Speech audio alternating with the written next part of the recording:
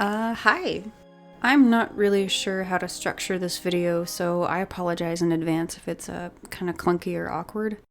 So, I've been working on this little side project in between freelance and my main project. And I, figured October, the Eternal Night's initial release date, would be a good day to share it and talk about it a little bit.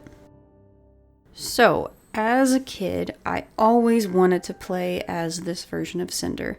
And fair is fair, you do get to play as this version of her in the DS version of A New Beginning, if you complete all the light puzzles. And there are mods out there made by some incredibly talented people, and these do scratch the itch, at least for a while. But I still find myself wondering what it would be like to play this version of her alongside this version of Spyro. Now, the reason I even decided to tackle this project is because I ran into a very large problem in my main project, and it left me so discouraged that I decided to step back and focus on some other stuff for the time being. I figured I could tackle a smaller version of this original problem in another project, and I ended up being right.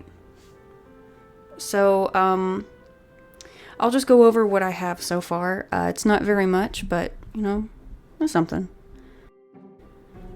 So, I have, a simple run, jump, glide. I have the small character controller in place. I'm still trying to get this right.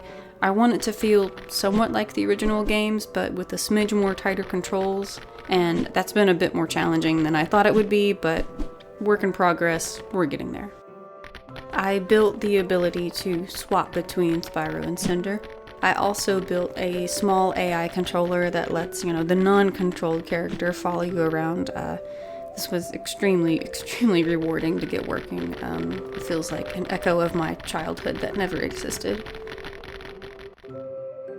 I did some research in how to best create the lighting of the games within, that era. And honestly, I don't know if it's within my capabilities to build something like that. I don't really like the lumen lighting system for a project like this. I don't think it pairs well with these lower resolution models, and it looks very, Nintendo hire this man kind of visuals, if that makes any sense. So for now, I'm using simple cube maps and then lerping between them if I need to change the overall lighting or time of day. I feel that this is the best approach until I can really sit down and learn how shader code works. I'd like to recreate the PlayStation 2's Fong lighting approach, but that might be overkill for the scale of what I'm trying to do here. I've also been tinkering with this, adding this environment level into Unreal. This has been a good exercise in learning about collisions and bounds, some tricks on how to speed up the UV process. It's incomplete. There's still some stuff that's missing, but it's getting there. And I went ahead and imported all of the spirit gems that I made a few months ago, and I think they look pretty good in the environment. They don't look too out of place, if I do say so myself. If you'd like to watch me model and texture these, I have another video on my channel, but that's not really here or there right now. Okay, that's all I have to say about this project right now. Please don't anticipate a ton of updates about this. I have some ideas, but I don't know how much time I'll have to dedicate to it in the future, and I'm having a hard time gauging what the interest level for this kind of thing would be. If you want to see more of this, please share it with people who you think might enjoy it. Maybe leave a comment about something you'd like to see or something you'd like to see built. And if you're super interested, consider subscribing. I've been making lots of Spyro content lately, and I plan on making quite a bit more in the near future.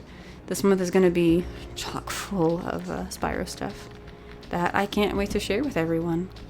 As always, if you've made it this far, thank you for watching, thank you for your time, and I hope you have an awesome day. Bye-bye!